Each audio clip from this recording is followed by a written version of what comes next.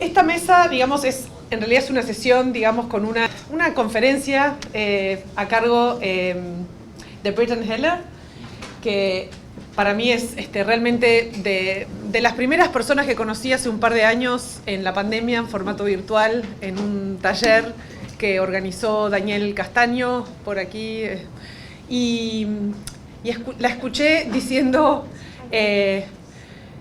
cosas, digamos, alertando sobre algunos elementos. No era sobre el metaverso, no estábamos usando ese concepto todavía en el 2020 tan masivamente. Y realmente, digamos, cuando surgió la oportunidad de pensar en un espacio, en una conferencia para pensar, digamos, el futuro, digamos, de las tecnologías en los próximos 15 años, y pensé en alguien, digamos, que para mí había resultado muy inspirador, y cuando lo pensamos dentro del equipo y lo compartimos, dijimos Brittan, y realmente es un placer contar con Brittan aquí hoy. Muchas gracias por estar aquí con nosotros. Brittan es una investigadora muy reconocida en temas, digamos, de nuevas tecnologías o tecnologías digitales, en la intersección con la privacidad y sobre todo con los derechos humanos. Y está afiliada, digamos, al Atlantic Council, a Yale, a Stanford también, el Pack Center, y bueno, digamos, tiene un amplio reconocimiento y trayectoria como investigadora. Y bueno, vamos a escucharla hoy a Brittan entonces en una conferencia especial, en una keynote, en una lecture, una clase, digamos, sobre metaverso y derechos humanos. Así que tomen nota de todas las preguntas y comentarios que tengan por delante. Y Brittan, bienvenida. You're very welcome. I just had a baby, so I'm going to speak in English because I don't sleep. Me enteré que Brittan vivió en Buenos Aires en un intercambio hace 15 años, entonces su español no debe ser tan malo, pero está bajo los efectos del agotamiento de ser madre de una bebé de 3 meses. No lo quería decir, lo dijo ella, así que ahora lo dejo. Doblemente gracias. So, feliz cumpleaños. CETyS. Yeah, it's my birthday. So.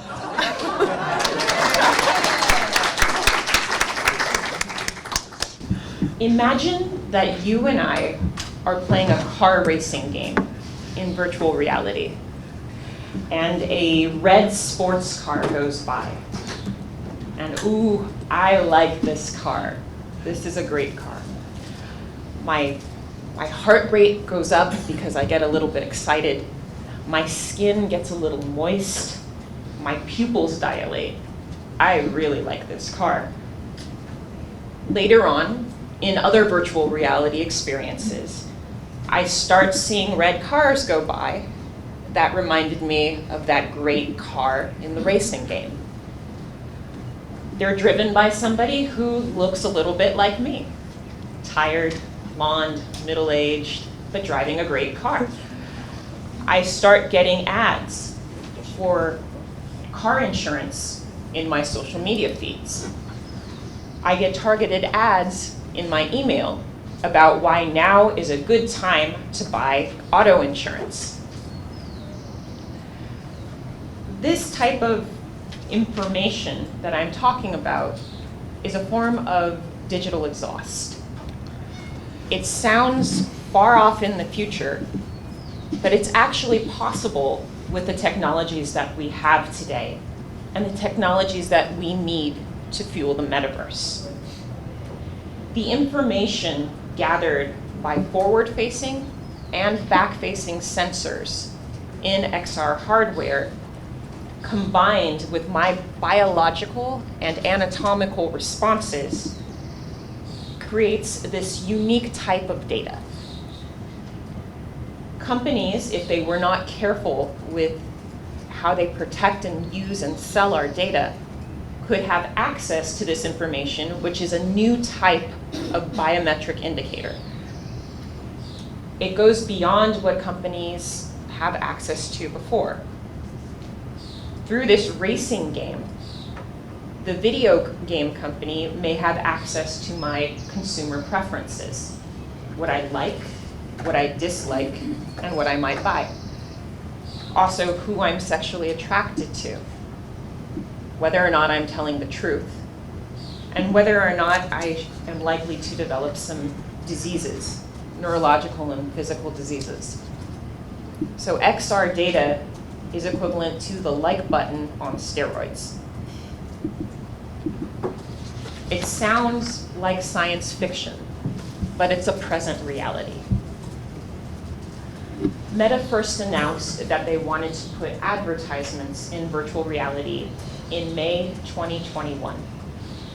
Within 5 days, the program that was supposed to host this pilot canceled the initiative. This was seen to be a turning point for the XR industry because it brought some of social media's most controversial features into a new medium, XR, that inspires both idealism and alarm. Today, most XR companies are looking for monetization. How will they make money off of VR and AR? Many are turning to advertising because this seems like an increasingly attractive option. I worry that human rights lawyers, regulators, and policymakers are not ready for this next chapter in spatial computing. Simply put, international law and domestic law does not cover the inherent risks of XR technology based on the unique way this hardware functions. Today, I will talk to you about a blueprint for human rights in the metaverse. We will talk about 5 things that attorneys, companies, regulators, and creators need to know. Number 1, this is not social media. There has been nothing like this before. As a human rights lawyer, I am very worried about the inability of present law to grapple with emerging spatial computing systems. This is because what happens in an XR immersive environment actually feels real. Who here has done a virtual reality experience? Okay. Who here has done an augmented reality experience? There should be more hands up for this one. Who here has used Google Maps or Snapchat filter, or Snap filters or Instagram lenses? Reverse this. Who here has used a QR code? Those are forms of augmented reality as well. So the age of virtual reality, augmented reality, XR, is already here. It's like the problem of the frog boiling, where if a frog jumps into a pot of water and you turn the temperature up, it doesn't realize that it's being boiled until it's too late. Ladies and gentlemen, we are the frog. What happens in immersive environments if you are in a VR experience? It feels real. It is processed neurologically through your hippocampus in the same way that experience like you and I are having right now is encoded by your brain. So it's not like engaging with words and images on a Web 2 screen that scrolls down. It's like inviting somebody into your living room to sit next to you and have a discussion. Because of this, I argue that XR technologies deserve a higher duty of care and a greater awareness of issues related to consent, to privacy, and to human rights. The Latin American region is unique amongst all of the regions in the world because they understand this, and legal discussions are moving towards what's called neuro rights, or a conception of privacy focused on the mind, mental privacy. This term has gained new traction in Chile and in Mexico, but it's still quite new in international legal spheres. While this is a novel term, I think it belies that privacy in XR is a whole new paradigm. Number 2, this is also different because of the way immersive hardware sensors work. Now you understand why I asked the question, do we focus regulation on the hardware or on the software and experiences? As the widespread adaptation of XR becomes more and more imminent, so does the potential for massive data collection at scale. Even more than your smartphone, XR collects a wealth of information about you. Now, I don't want to sound alarmist. These technologies need the sensors to orient the user in a digital world.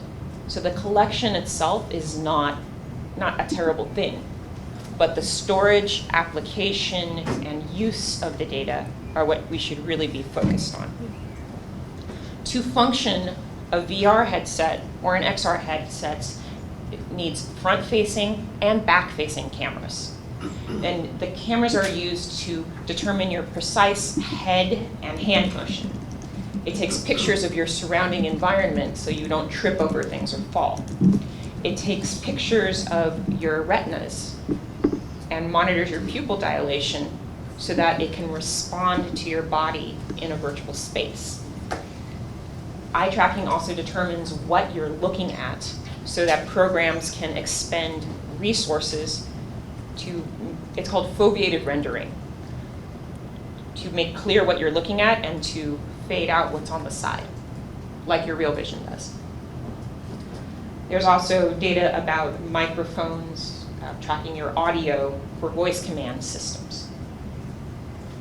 You need this to function in digital space. However, Professor Jeremy Bailenson at Stanford, his lab found that with 30 minutes of recorded VR content, you can uniquely identify an individual with as much fidelity as if you're using their fingerprint. Separate research has found that the way you tilt your head and point in a virtual world is also as physically identifying as your fingerprint because of the length of your bones and the sponginess of your joints. Headsets now offer platforms that have even more intimate features related to eye tracking.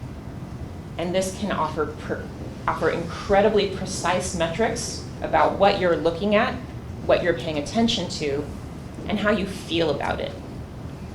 That's why it's different than Web 2. You're already seeing this emerge on platforms and companies trying to figure out how to monetize it.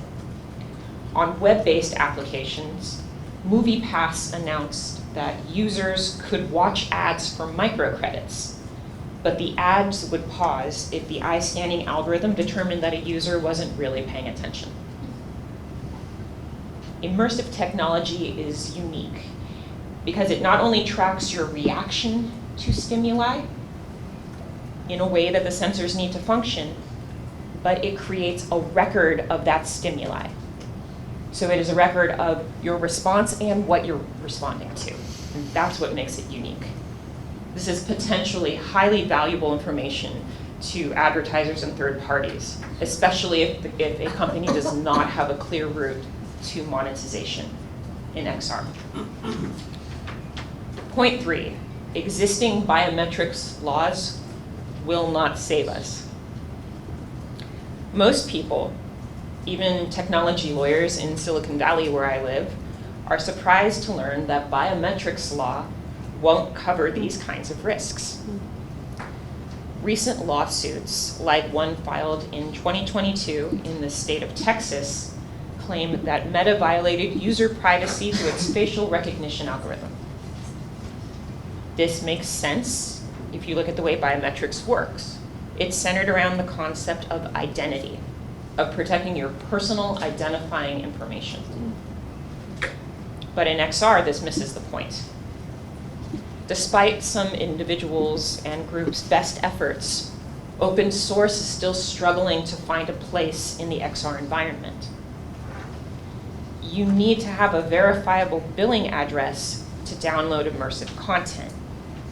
And almost 99% of content in XR comes from 2 portals, from the Oculus Store and Steam.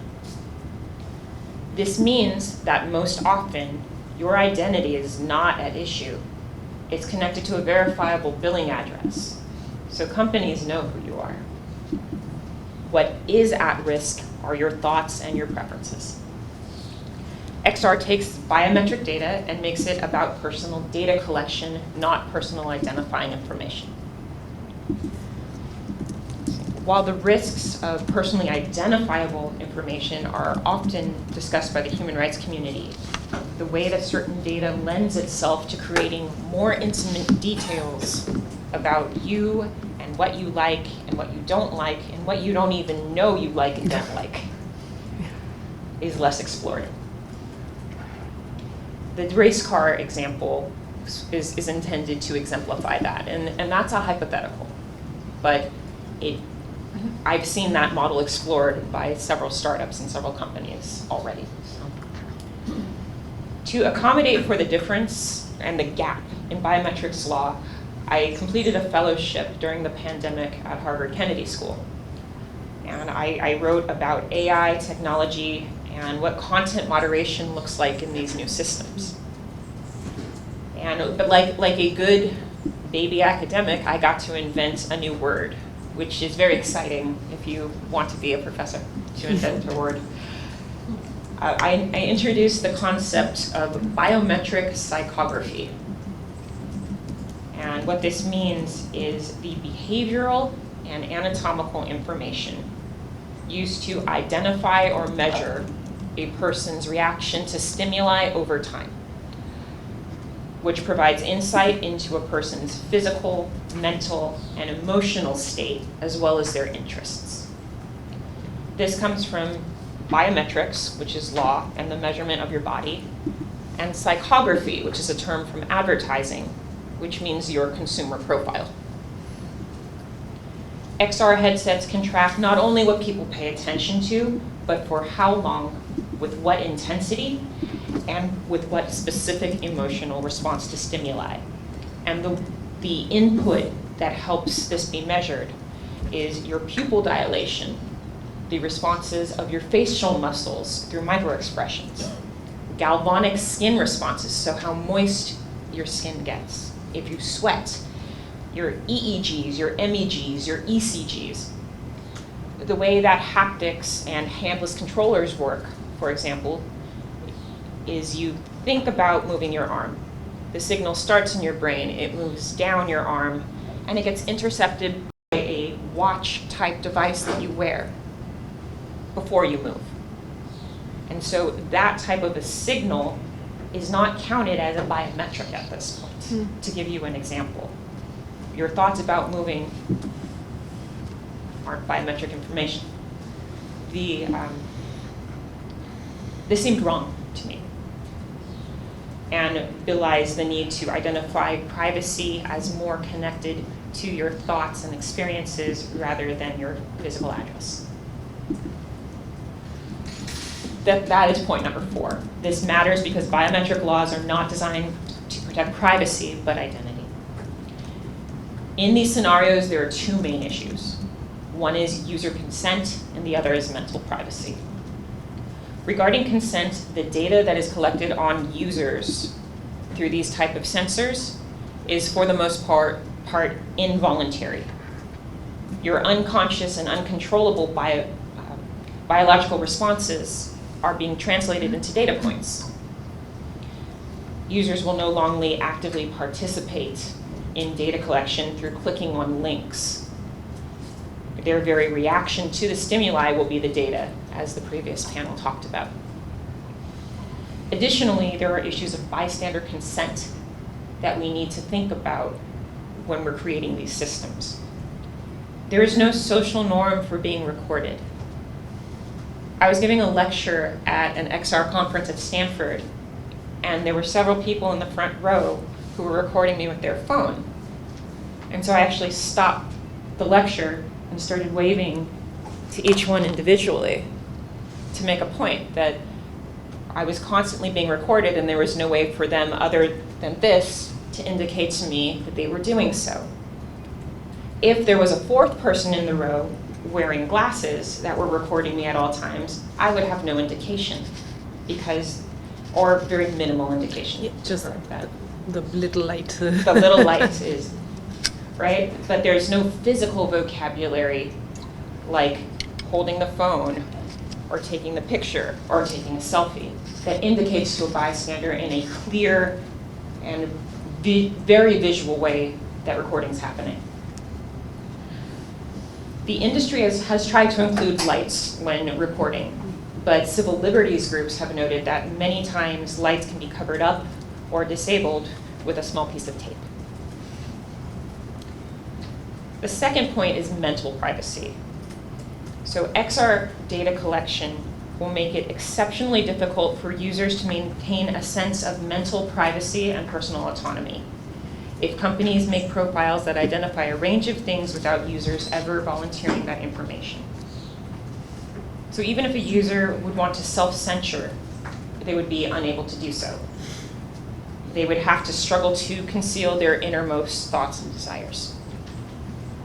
The issue then becomes not one of consent, but of a user's fundamental right to privacy and potentially to other human rights freedoms like freedom of association. Users have a right to maintain privacy over their internal thoughts and feelings and to guard interests that they don't wish to share with others. This is what I mean by mental privacy. In particular, intimate data should not be used in a way that pits the user against their own interests or that can be bought and sold. And number 5, to wrap up, we need to define industry best practices. And I have 4 of them for you. As of now, there is no repository of best practices that I've found related to these issues. So I propose that we start with the following. Number 1, ask companies about their monetization schemes, and in particular their ads policy in XR. Understand that ads look like billboards in virtual reality. They are branded experiences. They're very entertaining. Most often, you're going to seek them out. It won't look like a movie poster for Jurassic Park. It will look like you being able to feed a dinosaur in Jurassic Park.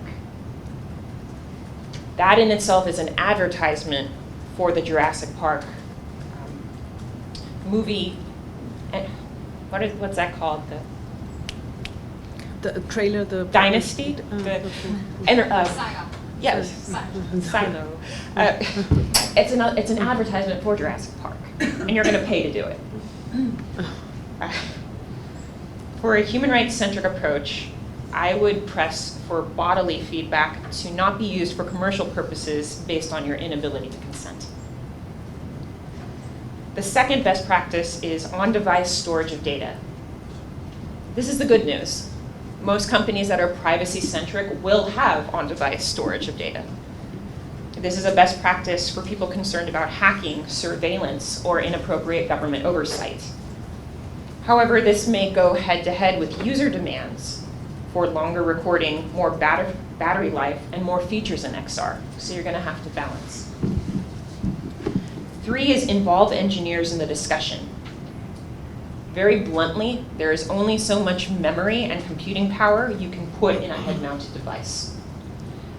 There's only so much light that can be omitted externally to indicate that it's recording before the camera system malfunctions. Consumers need to understand both how and why their device works in order to make better asks of companies. And number 4 is design for all people. This includes diverse audiences, and I was very pleased that the previous panel discussed this openly. Research by scholars like Jessica Outlaw shows that disabled populations are some of the earliest adopters of XR technology. Yet the fundamental controls for altering your point of view and standards of vision weren't integrated into Oculus programming until version 30 in summer 2021.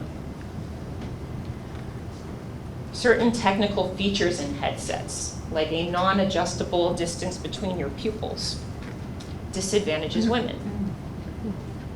Who here heard the debates about getting simulation sickness in XR and that you get nauseous? And it's a lot of times it's predominantly women. So I read things saying women just don't play video games. Women just aren't used to the first-person shooter. That's all nonsense. What actually happened was the interpupillary distance is very important when you're fitting a person for eyeglasses. If you can't adjust it, and your hardware was designed for somebody 2 meters tall, 180 pounds with a larger head than my head and half the population's heads, it's like putting women in the wrong pair of eyeglasses. So it was built into the hardware. Similarly, an MIT researcher took Oculus Go to Nigeria for her thesis research. Approximately half of the time, she found that the headset straps snapped when it was put over the African women's hairstyles and hijabs. Hijabs and turbans do not allow for built-in spatial audio as well. And if you want something to be fully immersive, it's the sound that matters almost more than what you're seeing. I interviewed a man who was a developer in London, and he had been working on XR for about 10 years and said that because the professional version of the headset had a fixed strap, he had to choose between being able to see and being able to hear, or give up his religion. That's not a choice you should ask anyone to make. We can and we should do better. So in conclusion, while XR devices have the opportunity to become the new norm of mobile technology and serve users in very novel ways, we need to ensure that the data that's collected serves people. Advocates and lawmakers should understand that this is not social media. This is a new human rights paradigm. And we should preemptively consider laws that make XR safe and accessible for users before this technology becomes the new norm and before the hardware floor is set. So we are at a very important moment when the hardware is still being developed to build in human rights into the interfaces. We should not wait until users have become the victims of privacy violations or design mistakes on a massive scale. We should not wait before the technology takes off like a red sports car. I'm looking forward to your questions, and thank you very much. Muchas gracias. Thank you so much, Brittan. Gracias. Vamos a tener media hora para preguntas, 25 minutos, porque empezamos unos 10 minutos tarde, así que, por favor, no sean tímidos.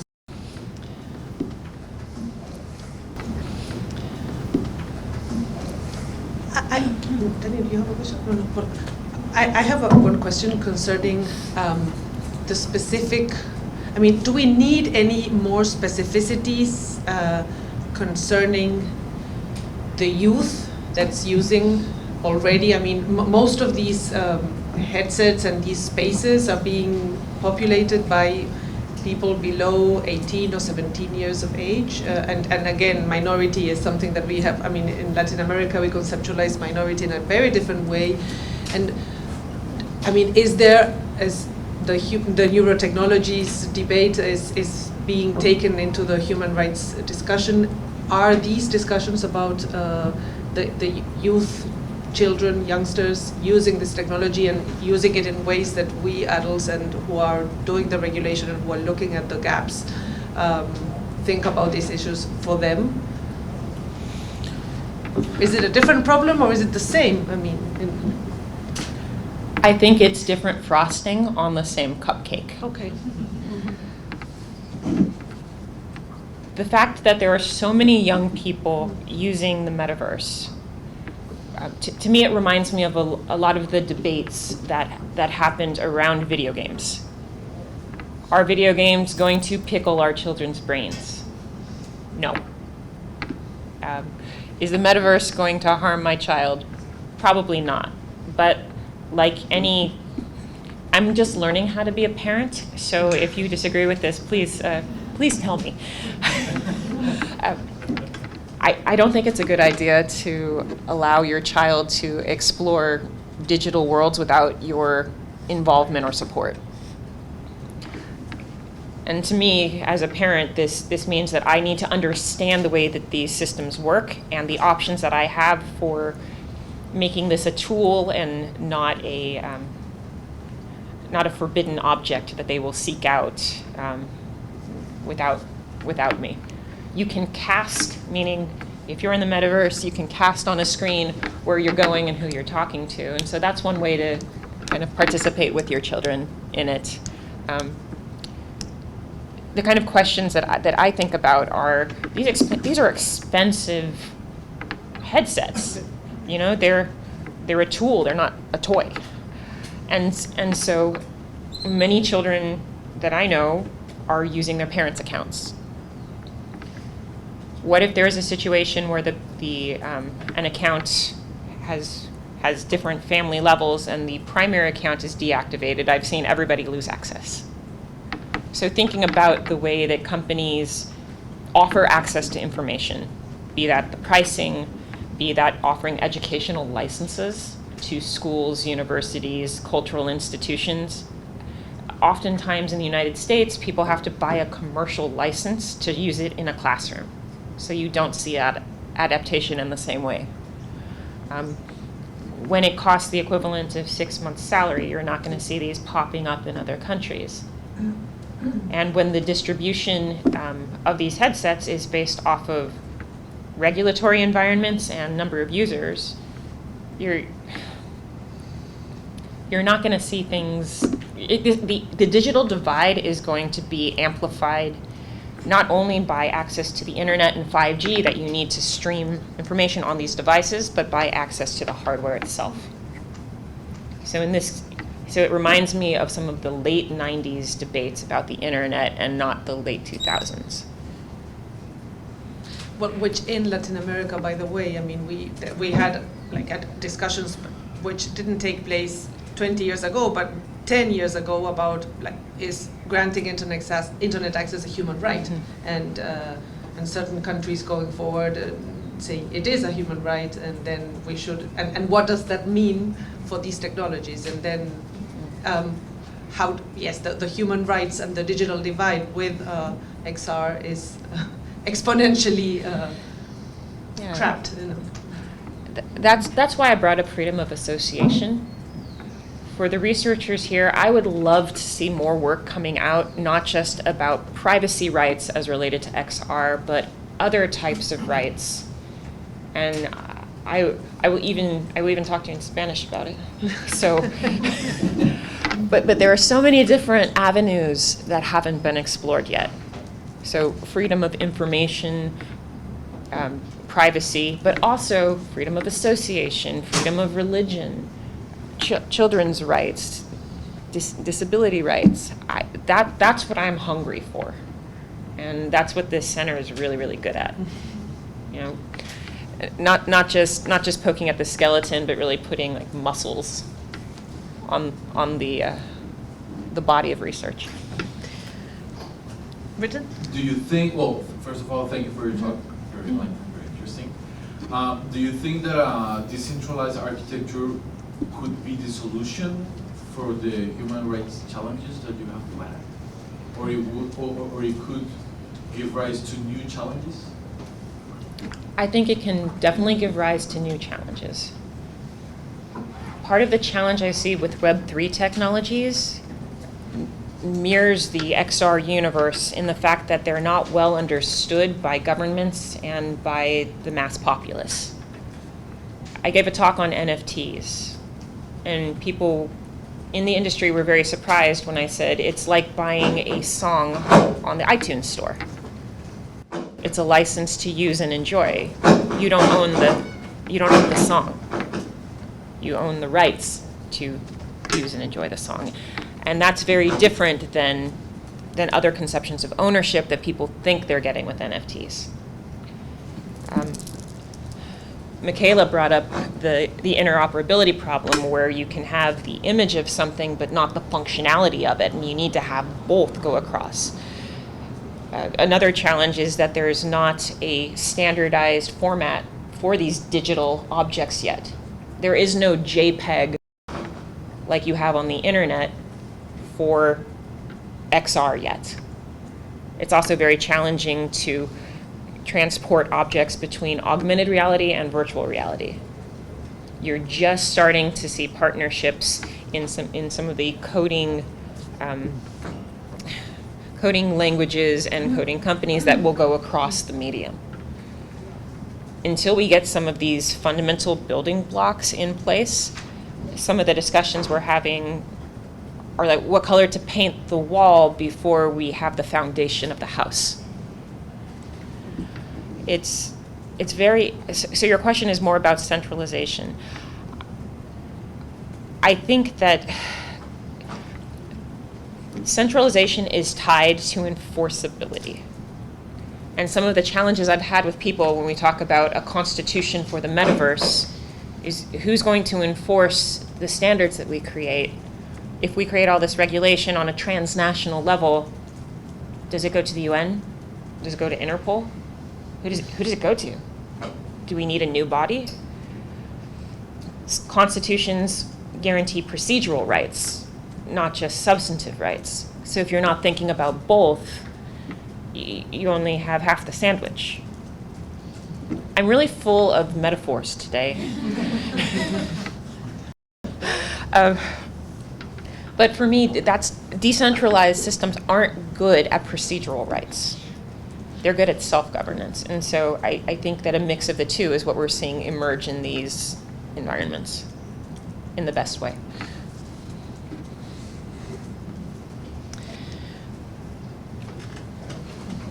Let me see if I got them right. First question was about how to go beyond data protection laws. Well, you kind of answer it like going back to privacy instead of identity protection. I don't know if I got that right. Second, agency, power. What is political power for people in the metaverse? And you answered, you gave us a couple of ideas, freedom of association, provision of thought, but maybe you can expand on that. It would be really interesting to go beyond negative liberty as it not being conditioned, but think also in terms of what you can accomplish by being free on the metaverse. Can I stop you there and ask, because I really like that question. And we'll go back to the questions, but I really like that question. Something that I have been sitting on writing, because I've been too tired to finish it, has been the philosophical differences between the founding of the internet and the founding of the metaverse.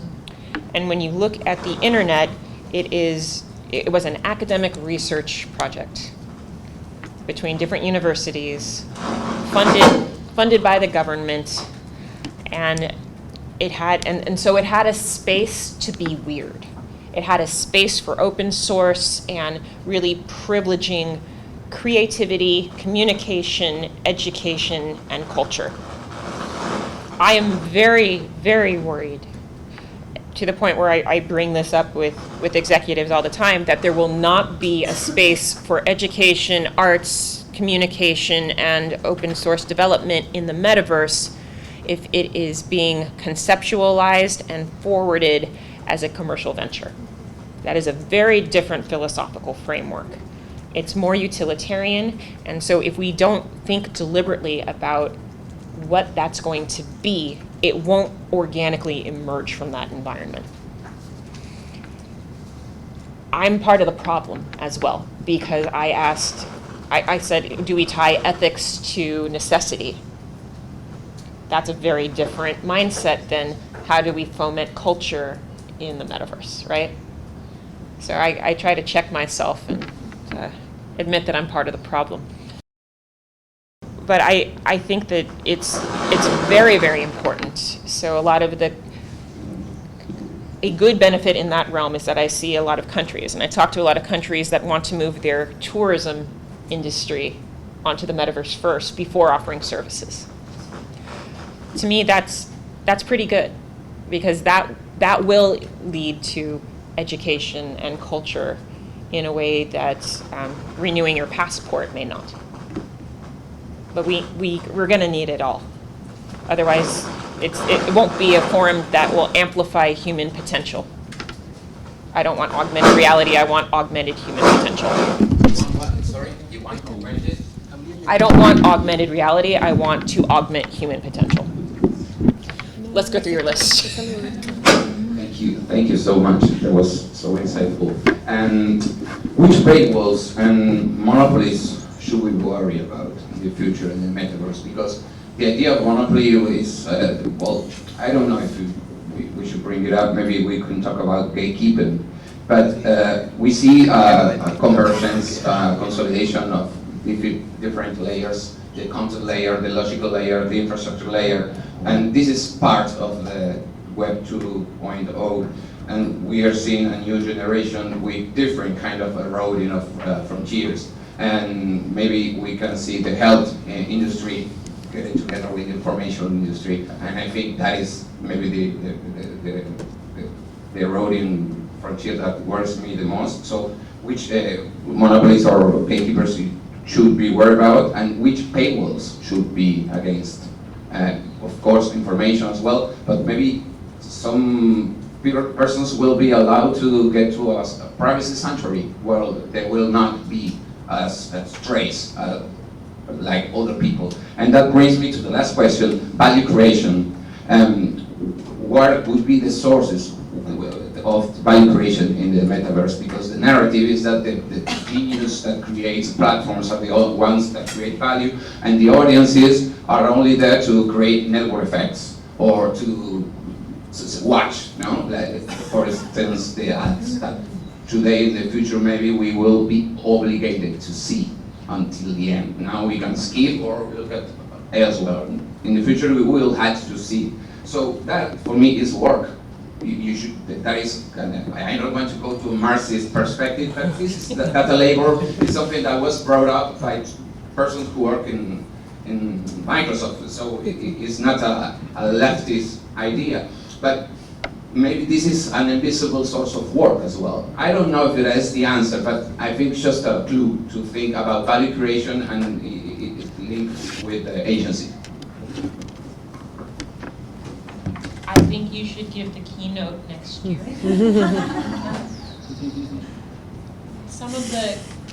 So those are a lot of questions, and if I skip it, at lunch we should cover all of that. But the part that stands out to me is another piece that I'm sitting on because I'm far too tired, is looking at the problem and the promise of user-generated content in the metaverse. And this ties into content moderation, because content moderation in the metaverse is different than Web 2, because Web 2 is content and conduct. You look at actors, behaviors, and conduct. In the metaverse, it's 3D, so there are three pillars. It's conduct, it's content, and it's environment. Lego almost bankrupted itself trying to prevent teenage boys from terraforming penises into its virtual world. That's kind of expected, right? Where teenagers will push the limits of technological worlds, of new forums to see what's acceptable socially, what is not acceptable socially. And you should kind of expect that when you're building the world, but if you're able to generate your own environments, that is a different kind of content moderation when it is built into the architecture of a system. And so that's another distinguishing factor from social media that existing law does not contemplate, and that's something that I'm writing about. I think companies are privileging content moderation because right now, back to the metaverse, I've heard it's a big banquet and there are very few people who have actually shown up to the party. So companies want to encourage people to create their own assets, to have their own experiences. So you'll see world building tools, and that is where investment is being made commercially all across the industry because we want people to come to the party. that's very different than questions that you're talking about based on the rights or access to goods, but it's hard to escape the presumption that the development of the metaverse at this point is not tied to issues of public good, it's tied to enterprise. I think it's 750,000 people log in every morning to the second largest metaverse. Rec Room is the #1 in users. Do you know what the second one is? It is Accenture's internal metaverse. So the future work is really pushing this forward, and I don't think people understand that the role that enterprise and industry has in creating this holistic environment. It's not just social VR, and that gets most of the attention. Thank you, Brittan, for this terrific talk, and for all of your work in establishing the intellectual foundations that we need to approach the governance of the metaverse in a realistic way. I guess I wanted to end us on a positive note, right? Please. Because I'm a lawyer of the Black Mirrors.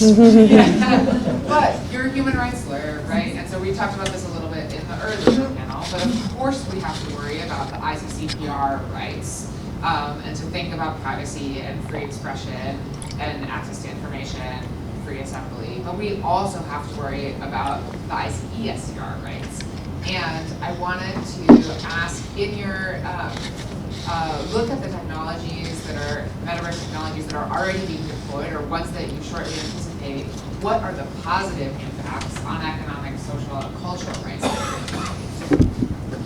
Some of my favorite XR experience is called Where Thoughts Go. It's a couple years old at this point, but to me it shows the ability of these technologies to actually help us connect in ways that we may not be able to do in tangible physical environments. So you go into this nightscape, and there are 5 questions that you're asked, and the letters appear in the world, and they are increasingly personal questions. So one of them is, tell me about the first time you fell in love. Another is, what would you do if you found out you were going to die a year from today? How would you make your life different? If you could have a conversation with one person who's no longer here, who would you talk to and what would you say? And you look up and the sky is full of stars. Every star is the recorded experience of somebody who's been there before and answered that question. So you can reach up and grab them and take them to you. And every star has these little blinking Mickey Mouse eyes. And so you hear the recording of somebody answering it and you can interact with it. The way you move from one question to the next is you pick up a blank star sphere on the ground, you record your own answer, and then you let it free. I've had extensive discussions and actually interviewed the creators of this at South by Southwest because I find it to be so remarkable. I have not met anyone who's done this without feeling emotionally connected to people they will never meet. And I asked them, I said, so content moderation is kind of my thing. Have you had problems? Because this is very intimate. It started with the XR community, so I recognize some voices. I bet you they recognize mine. Have you had problems? And they said, no. We had one person who didn't want to answer one question once, who went, that's it.